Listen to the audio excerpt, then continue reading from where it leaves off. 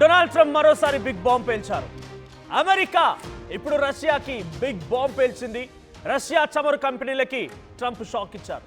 రెండు ప్రధాన oil కంపెనీలపైన ban విధించారు డొనాల్డ్ ట్రంప్.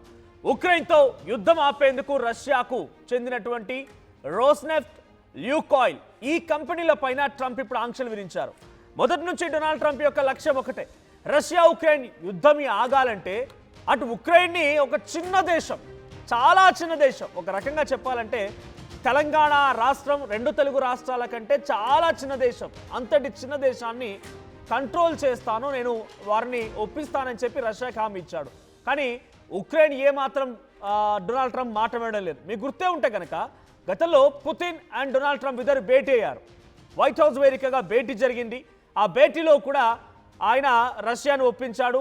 నేను ఉక్రెయిన్తో మాట్లాడతాను, ముగ్గురం కలిసి మళ్ళీ భేటీ అవుదామని చెప్పి మాట్లాడుకొచ్చారు. ఆ తర్వాత రష్యా అధ్యక్షుడు పుతిన్ కూడా yes we are ready to make a cease fire, మేము కాల్పుల విరమణకి సిద్ధంగా ఉన్నాం, యుద్ధాన్ని ఆపేద్దామని చెప్పి కూడా పుతిన్ మాట్లాడుకొచ్చాడు.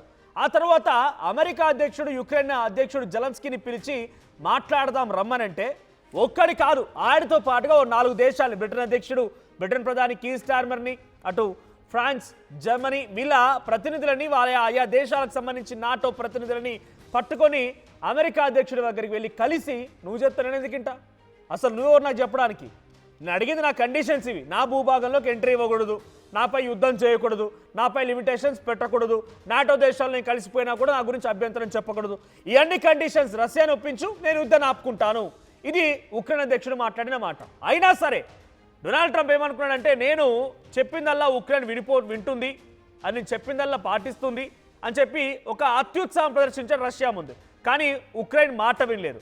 అయినా సరే ఉక్రెయిన్ కాకుండా ఇప్పుడు రష్యాని ఎందుకు ఇబ్బంది పెడుతున్నాడంటే, ఆయన ఉక్రెయిన్లో ఆయన పెట్టుబడులు ఉన్నాయి, ఎర్త్ మినరల్స్ సంబంధించినటువంటి పెట్టుబడులు ఉన్నాయి, మినరల్ ఎక్స్కవేషన్ని చేసేటువంటి బాధ్యతలను, ఆ తర్వాత అమ్మకాలు చేపట్టే బాధ్యతలను మొత్తాన్ని కూడా ఉక్రెయిన్తో సరి సమానమైనటువంటి వాటాను 50-50 షేర్లో అమెరికా అండ్ ఉక్రెయిన్ రెండు కూడా వ్యాపారం చేస్తూ ఉన్నాయి. సో దాన్ని ఇప్పుడు వదులుకోదలుచుకోలేదు డొనాల్డ్ ట్రంప్. అందుకే రష్యాని ఒక మాట అన్నా, రష్యాని ఇబ్బంది పెట్టినా నాకు మాత్రం నా వ్యాపారం కావాలి, రష్యాతో ఏం వ్యాపారాలు లేవు, ఒకవేళ ఉన్నా కూడా నాకు ఆ వ్యాపారం ఇంపార్టెంట్.